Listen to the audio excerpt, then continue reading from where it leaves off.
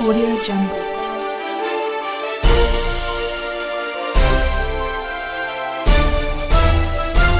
Audio Jungle. Appu ಆಸರೆ ನಿರಾಶ್ರಿತರಿಗಾಗಿ ಅನ್ನದಾಸೋಹ ಸೇವೆ ನಮ್ಮದು, ಸಹಾಯ ನಿಮ್ಮದು.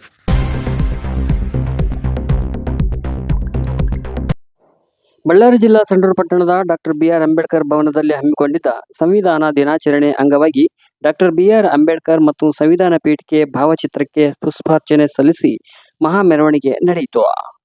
ತಾಲೂಕಾಡಳಿತ, ತಾಲೂಕ್ ಪಂಚಾಯಿತಿ, ಶಿಕ್ಷಣ ಇಲಾಖೆ, ಪುರಸಭೆ ಹಾಗೂ ಸಮಾಜ ಕಲ್ಯಾಣ ಇಲಾಖೆ ವತಿಯಿಂದ ಹಮ್ಮಿಕೊಂಡಿದ್ದ ಸಂವಿಧಾನ ದಿನಾಚರಣೆ ಅಂಗವಾಗಿ ಶಾಲಾ ಮತ್ತು ಕಾಲೇಜು ವಿದ್ಯಾರ್ಥಿಗಳು ಪಟ್ಟಣದ ವಾರ್ಡ್ನಲ್ಲಿ ಸಂಚರಿಸಿ ಸಂವಿಧಾನ ಮಹತ್ವದ ಅರಿವು ಮೂಡಿಸಿದರು.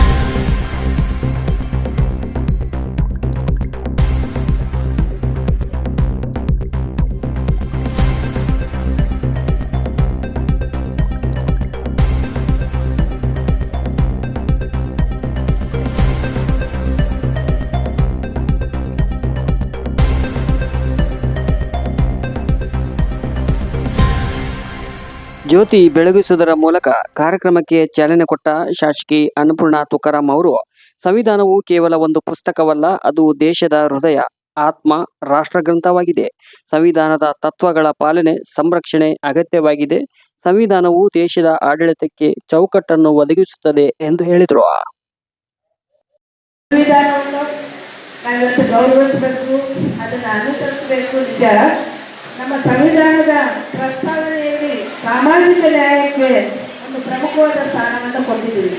ಅದೇನಪ್ಪ ಅಂದರೆ, ಸಾಮಾಜಿಕ ನ್ಯಾಯ ಅಂದರೆ ಹಿಂದುಳಿದವರು, ಬಡವರು ಮತ್ತು ತುಳಿತಕ್ಕೆ ಒಳಗಾದಂಥವರು, ಶೋಷಣೆಗೆ ಒಳಪಟ್ಟ ಅಸಹಾಯಕರು, ಅವರನ್ನೆಲ್ಲ ರಾಜಕೀಯವಾಗಿ, ಆರ್ಥಿಕವಾಗಿ, ಸಾಮಾಜಿಕವಾಗಿ ಮೇಲೆತ್ತಲಿಕ್ಕೆ ಶಾಸನಗಳನ್ನು ತಯಾರು ಮಾಡೋದು ಮತ್ತು ಯೋಜನೆಗಳನ್ನು ರೂಪಿಸಿ ಅದನ್ನು ಜಾರಿಗೆ ತರಬೇಕಾದಂಥದ್ದು. ಮತ್ತು ಈ ಎಲ್ಲ ಜಾರಿಗೆ ತಂದ ಮೇಲೆ ಈ ಸಮಾಜದಲ್ಲಿ ಇರ್ತಕ್ಕಂಥ ಒಂದು ಸಾಮಾಜಿಕ ಅಸಮತೋಲನವನ್ನು ನಾವು ಹೇಗೆ ತೊಡೆದಾಕಬೇಕು ಅಂತಂದೇಳಿ ಹೋರಾಟ ಮಾಡಿದವರು ನಮ್ಮ ನಿಮ್ಮೆಲ್ಲರ ಬಾಬಾ ಸಾಹೇಬ್ ಅಂಬೇಡ್ಕರ್ ಅವರು. ಈ ಕಾರ್ಯಕ್ರಮದಲ್ಲಿ ವಿವಿಧ ಸ್ಪರ್ಧೆಗಳ ವಿಜೇತರಿಗೆ ಪ್ರಶಸ್ತಿ ಪತ್ರ ನೀಡಿ ಗೌರವಿಸಲಾಯಿತು.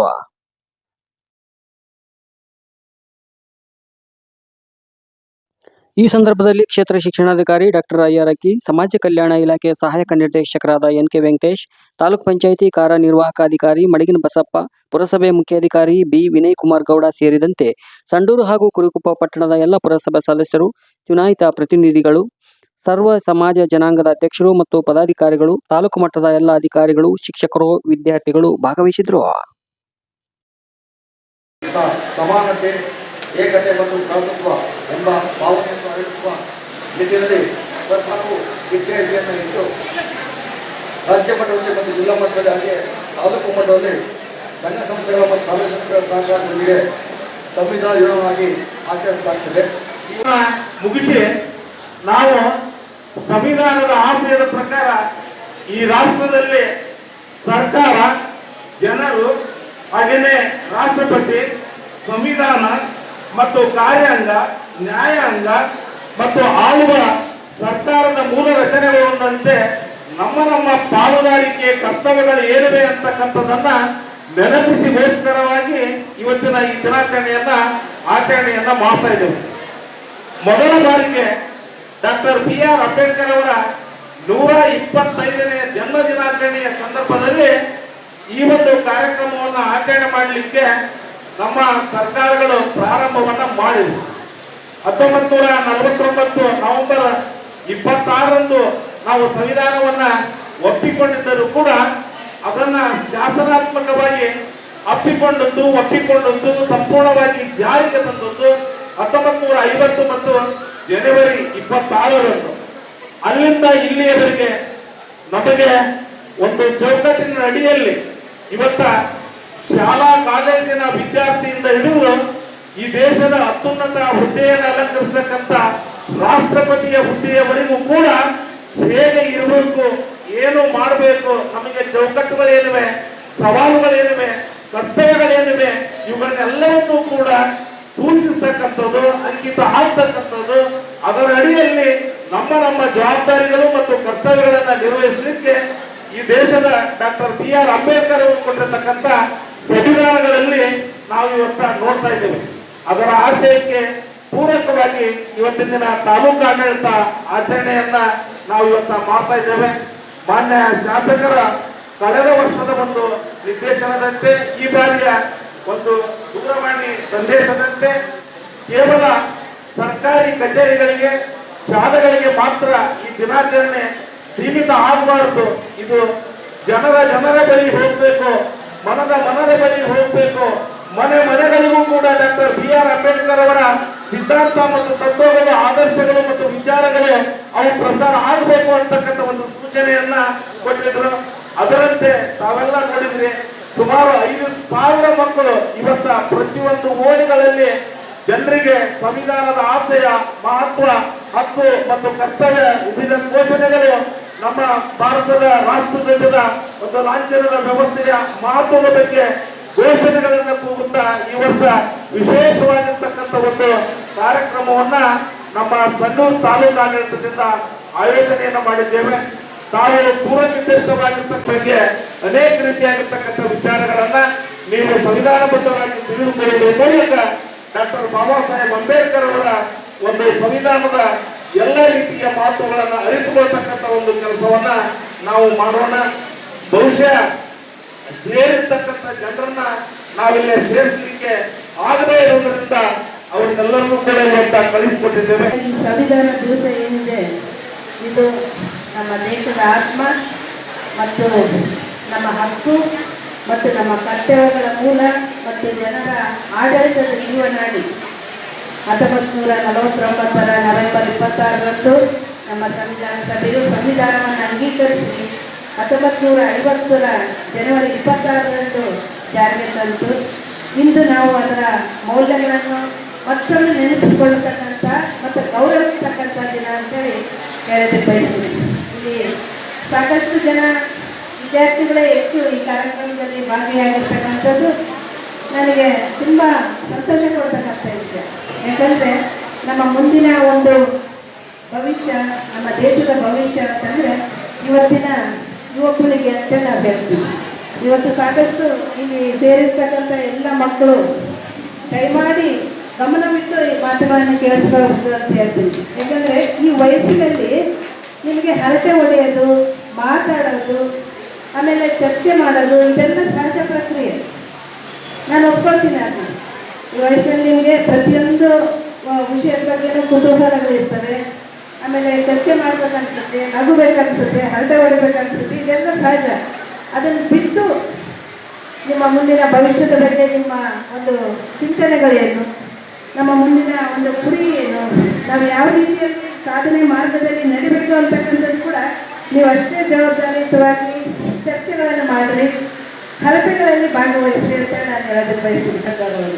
ನಮ್ಮ ಮಾನ್ಯ ಸಂಸದರು ಯಾವಾಗಲೂ ಅವರ ಒಂದು ಭಾಷಣಗಳಲ್ಲಿ ಹೇಳ್ತಿರ್ತಾರೆ, ಇತಿಹಾಸವನ್ನು ತಿಳಿದವನು ಇತಿಹಾಸ ಸೃಷ್ಟಿ ಮಾಡಲಾರ ಅಂತೇಳಿ. ನಿಮ್ಗೆಲ್ಲರಿಗೂ ಗೊತ್ತಿರಲಿ ಮಕ್ಕಳೇ, ನಮ್ಮ ಬಾಬಾ ಸಾಹೇಬ್ ಅಂಬೇಡ್ಕರ್ ಅವರು 32 ಡಿಗ್ರಿಗಳನ್ನು ಅವರು ಗಳಿಸ್ಕೊಂಡಿದ್ರು. ಆ 32 ಡಿಗ್ರಿಗಳನ್ನು ನಮ್ಮ ಸ್ವಾತಂತ್ರ್ಯ ಪೂರ್ವದಲ್ಲಿ ಓದೋದಕ್ಕೆ ಅವಕಾಶ ಇಲ್ಲ. ಯಾರು ತುಳಿತಕ್ಕೊಳಗಾಗಿರ್ತಕ್ಕಂಥವ್ರು ಹಿಂದುಳಿದ ಜನಾಂಗದವರು ಓದೋದಕ್ಕೆ ಅವಕಾಶವೇ ಇಲ್ಲ. ಅಂಥ ಒಂದು ಪರಿಸ್ಥಿತಿಯಲ್ಲಿ ಅವರು 32 ಡಿಗ್ರಿಗಳನ್ನು ಗಳಿಸಿದ್ರು. ಅಂದರೆ ಅವರ ಒಂದು ಆತ್ಮಸ್ಥೈರ್ಯ ಹೇಗಿತ್ತು, ಅವರ ಛಲ ಹೇಗಿತ್ತು, ಅವರ ಗುರಿಯೆಡೆಗೆ ಅವರಿಗೆ ನಡೀತಕ್ಕಂಥ ದಾರಿಯನ್ನು ಸುಲಭವಾಗಿರ್ತಕ್ಕಂಥದ್ದಲ್ಲ. ಯಾರಾದರೂ ಅವ್ರು ಓದಕ್ಕೆ ಹೋಗ್ತೀನಿ ಅಂದರೆ ಅವ್ರು ನಡೀತಕ್ಕಂಥ ದಾರಿಗೆ ಎಲ್ಲರೂ ಬಂದು ಹೂವಿನ ಹಾಸಿಗೆಯನ್ನು ಹಾಸಿರಲಿಲ್ಲ. ಸಾಕಷ್ಟು ಬಾಲ್ಯದಿಂದಲೇ ತಾವೆಲ್ಲರೂ ಗಮನಿಸಿರ್ತೀರಿ, ಎಲ್ಲರೂ ನೋಡಿರ್ತೀರಿ. ಅಂಬೇಡ್ಕರ್ ಅವರ ಧಾರಾವಾಹಿ ಬರ್ತಿತ್ತು, ಅವ್ರ ಬಗ್ಗೆ ಪುಸ್ತಕಗಳಲ್ಲಿ ತಾವೆಲ್ಲರೂ ಓದಿರ್ತೀರಿ. ಇಷ್ಟೆಲ್ಲ ಕಷ್ಟಗಳನ್ನು ಎದುರಿಸಿ, ಸವಾಲುಗಳನ್ನು ಎದುರಿಸಿ, ಯಾರು ಅಸಹಾಯಕರಿದ್ದಾರೆ, ಯಾರು ಕಷ್ಟದಲ್ಲಿದ್ದಾರೆ, ಯಾರು ಕತ್ತಲಲ್ಲಿ ಬದುಕ್ತಾ ಇದ್ದಾರೆ, ಅವರನ್ನ ಬೆಳಕಿಗೆ ತರುವಂಥ ಪ್ರಯತ್ನದಲ್ಲಿ ಒಬ್ಬ ಅಂಬೇಡ್ಕರ್ ಪ್ರಯತ್ನ ಮಾಡಿ ಇವತ್ತು ಇಡೀ ಭಾರತ ಅವ್ರ ಕಡೆಗೆ ತಿರುಗಿ ನೋಡ್ತಾ ಇದೆ. ಅಸಹಾಯಕರು, ದೀನದಲಿತರೆಲ್ಲರೂ ಅವರನ್ನ ನಿತ್ಯ ದೇವರ ಫೋಟೋ ಆಗತ್ತೆ ಜಾಗದಲ್ಲಿ ಅವ್ರ ಫೋಟೋ ಹಾಕಿ ಪೂಜೆ ಮಾಡ್ತಾರೆ. ಅಂದರೆ ಅವರು ನಮಗೆಲ್ಲರಿಗೂ ಒಂದು ವೇದಿಕೆ ಅಡಿಯಲ್ಲಿ ನಮಗೆಲ್ಲರಿಗೂ ಸಮಾನತೆಯನ್ನು ತಂದುಕೊಟ್ಟಿದ್ದಕ್ಕೋಸ್ಕರ ನೀವೆಲ್ಲರೂ ಇವತ್ತು ಶಾಲೆ ಮೆಟ್ಟಿಲು ಹತ್ತೋದಕ್ಕೆ ಸಾಧ್ಯ ಆಗಿದೆ. ಇವತ್ತು ನೀವೆಲ್ಲರೂ ಶಿಕ್ಷಣವನ್ನು ಪಡಿತಾರೆ ಅಂದರೆ ಅದಕ್ಕೆ ಕಾರಣ ಹೆಣ್ಣು ಮತ್ತು ಗಂಡು ಅನ್ನೋ ತಾರತಮ್ಯ ಇರುತ್ತೆ. ಇವತ್ತೆಲ್ಲರೂ ಸಮಾನವಾಗಿ ಶಿಕ್ಷಣವನ್ನು ಪಡಿತಾ ಇದ್ದಾರೆ ಅಂದರೆ ಅದಕ್ಕೆ ಕಾರಣಕರ್ತರು ಯಾರು? ಅಂಬೇಡ್ಕರ್ ಅವರು.